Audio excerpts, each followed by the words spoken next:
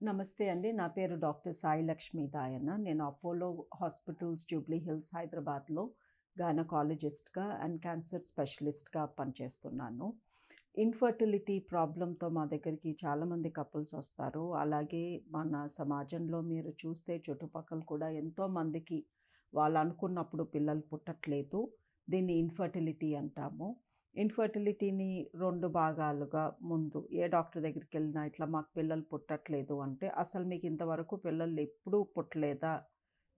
అంటే అసలు మీకు పిల్లలే లేరా? లేదా ఒక బాబో, పాపో పుట్టిన తర్వాత ఇప్పుడు మళ్ళీ ప్రాబ్లమ్ అవుతుందా? సో, దీన్ని మేము ప్రైమరీ, సెకండరీగా కేటగరైజ్ చేస్తాము.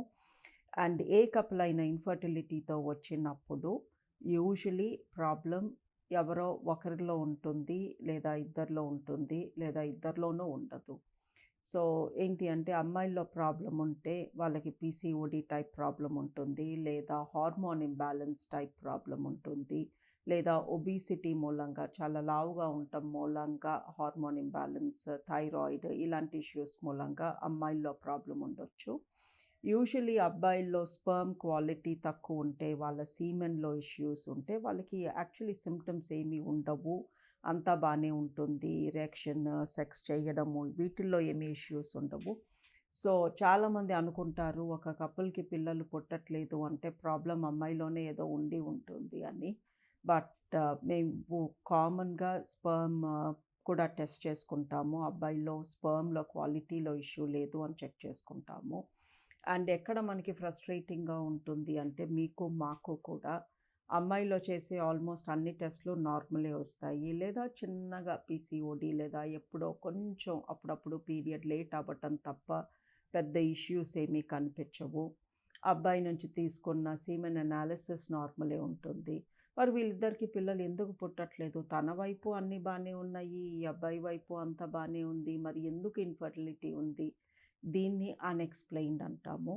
సో, అమ్మాయిల్లో ఉండే ప్రాబ్లమ్ మూలంగా వచ్చే ఇన్‌ఫర్టిలిటీని ఫీమేల్ ఇన్‌ఫర్టిలిటీ అంటాము. దానికి ట్రీట్మెంట్ ఉంది. అబ్బాయిల స్పెర్మ్‌లో తేడా ఉంటే ఆండ్రాలజిస్ట్ దగ్గరికి పంపించి దాని క్వాలిటీ ఇంప్రూవ్ చేయడానికి మందులు అవి ఇచ్చి దానికి ట్రీట్మెంట్ ఉంది. ఈ అన్‌ఎక్స్‌ప్లెయిన్డ్ కేటగరీ ఇన్‌ఫాక్ట్ 3% కపుల్ ఈ అన్‌ఎక్స్‌ప్లెయిన్డ్ కేటగరీలోనే ఉంటారు.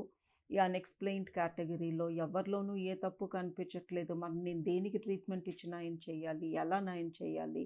ఇద్దరూ బానే ఉన్నారు. ఇద్దరూ హెల్తీగానే ఉన్నారు. సో, ఈ కేటగరీ వాళ్ళకి యూజువల్లీ ఐవీఎఫ్ సజెస్ట్ చేస్తాము.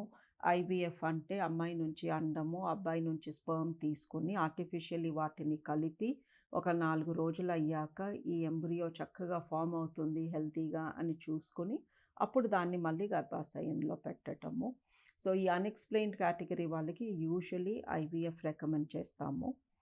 అండ్ ఇంకొక విషయానికొస్తే ఈ మధ్యన what I'm seeing is usually అమ్మాయిలకి పెళ్లి 30 తర్వాత అవుతుంది. 30 ప్లస్‌లో ఉన్నప్పుడు జరుగుతుంది. 32, 33 ఈ వయసులో వాళ్ళు ప్రెగ్నెన్సీ ప్లాన్ చేసుకుంటున్నారు. అండ్ అప్పటికే వాళ్ళకి అర్థమైపోతుంది. ఓకే. నాకు ఆల్మోస్ట్ సగం లైఫ్ అయిపోయింది. 32, 33 ఏళ్ళు వచ్చేసినియి. ఇప్పుడు నేను నా ఫస్ట్ బేబీని ప్లాన్ చేసుకుంటున్నాను.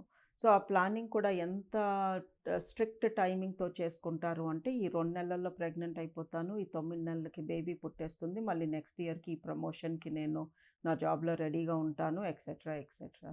సో, వాళ్ళకంతా లైఫ్‌లో అలా టైమ్ టు టైమ్ అయిపోవాలి అని ప్లాన్ చేసుకున్న వాళ్ళకి ఫస్ట్ 1 మంత్‌లో, 2 మంత్స్‌లో ప్రెగ్నెన్సీ రాకపోయేసరికి వెంటనే ఫెర్టిలిటీ డాక్టర్ దగ్గరికొచ్చేస్తారు. అండ్ వాళ్ళు వచ్చారు కదా! ఏం చేయకపోతే బాగోదు. మీరు ఇంకొన్ని రోజులు ట్రై చేయండి అంటే, మరి నా దగ్గరకొచ్చి వేస్ట్ అన్నట్టు అనుకుంటారేమో అని చెప్పి మేము ఇన్ని రకాల టెస్ట్‌లు రాస్తాము. లేదా ఈ ఫెర్టిలిటీ మందులని, ఐయుఐ అని ఏదో ఒకటి చేయటానికి ప్రయత్నం చేస్తాము. సో, ఎవరైనా కపుల్ వాళ్ళు హెల్తీగా ఉన్నాము. మాకేమీ పెద్ద హెల్త్ ప్రాబ్లమ్స్ లేవు. తెలిసిపోతుంది మనకే. మనకి హెల్త్ ప్రాబ్లమ్స్ ఉన్నయా? మనం రీజనబ్లీ హెల్తీగా ఉన్నామా? సో, షుగర్ అన్‌కంట్రోల్డ్ డయాబెటీస్ లేదు. సివియర్ థైరాయిడ్ ప్రాబ్లమ్ లేదు. And average height, average wait ఉన్నాము. పెద్దగా మరీ సన్నగా లేము, మరీ లావుగా లేము. బానే హెల్తీ పీపుల్ మనము అనుకున్నప్పుడు కనీసము 6 మంత్స్ ట్రై చేయమంటాము. ఒక హెల్తీ కపుల్‌కి 6 మంత్స్ వరకు పట్టొచ్చు to become pregnant. So try చేసిన ఫస్ట్ మంత్ అయిపోగానే ఇంకా ప్రెగ్నెన్సీ రాలేదు అని నాకేదో ప్రాబ్లం ఉంది అనేసుకుని డాక్టర్ల చుట్టూతా తిరిగితే అనవసరపు టెస్ట్లు, అనవసరపు మందులు వేసుకోవాల్సిన అవసరం వస్తుంది. So healthy people, if you are less than 30 కనీసం 6 మంత్స్ ట్రై చేయండి before you see a doctor. మీకు కానీ నాకు హెల్త్ ప్రాబ్లమ్స్ ఉన్నాయి, నాకు షుగర్ ఉంది, బీపీ ఉంది, లేదా థైరాయిడ్ ఉంది, లేదా ఒబిసిటీ ఉంది అన్నప్పుడు 3 మంత్స్ ట్రై చేసి అయినా కూడా మీరు సక్సెస్ అవ్వకపోతే అప్పుడు డాక్టర్ని కలవడం is better. And any couple మీ ఏజ్తో సంబంధం లేకుండా మేము ప్రెగ్నెన్సీ ప్లాన్ చేసుకుంటున్నాము అన్నప్పుడు కొన్ని బేసిక్ టెస్ట్స్ చేయించుకోండి. మీ అండం క్వాలిటీ, మీ ఎగ్ ఫ్యూచర్లో ఒక బేబీ అవ్వబోతుంది, ఆ బేబీ ఒక మనిషిగా 70, 80, 90 సంవత్సరాలు బతికి ఉండబోతున్నారు. సో మీ ఎగ్, మీ స్పర్మ్ కలిసి ఏ బేబీ అయితే ఫ్యూచర్లో ఒక హ్యూమన్ బీయింగ్ అవ్వబోతుందో you are responsible for that person's health. So మీరు ప్రెగ్నెన్సీ ప్లాన్ చేసుకునే ముందు కొన్ని బేసిక్ టెస్ట్స్ చేయించుకోండి. అందులో ఇంపార్టెంట్ ఈస్ మీ హిమోగ్లోబిన్, మీ రక్తం, మీ బాడీలో రక్తం శాతం, మీకు కానీ రక్తం తక్కువ ఉందా, బికాస్ రక్తం తక్కువ ఉంది అంటే ఐరన్ డెఫిషియన్సీ ఉండుండొచ్చు. సో సిబిపి అనే సింపుల్ బ్లడ్ టెస్ట్ చేయించుకోండి.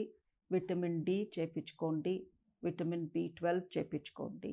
మీరు కానీ 30 దాటిన మనుషులైతే ఈ మూడిటితో పాటు థైరాయిడ్, షుగర్ కూడా చేయించుకోండి.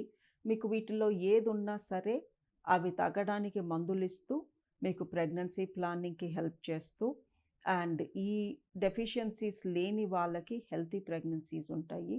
సో ఇన్ఫర్టిలిటీ ఉన్నా లేకపోయినా ప్రెగ్నెన్సీ ప్లానింగ్లో ఉన్నప్పుడు మట్టుకు మీరు మీ vitamin D, B12 and haemoglobin levels check చేయించుకుంటే మీ ప్రెగ్నెన్సీ క్వాలిటీ పెరుగుతుంది. టైమింగ్ పక్కన పెట్టి ఎప్పుడైతే ప్రెగ్నెంట్ అవుతారో ఆ pregnancy quality will be much better.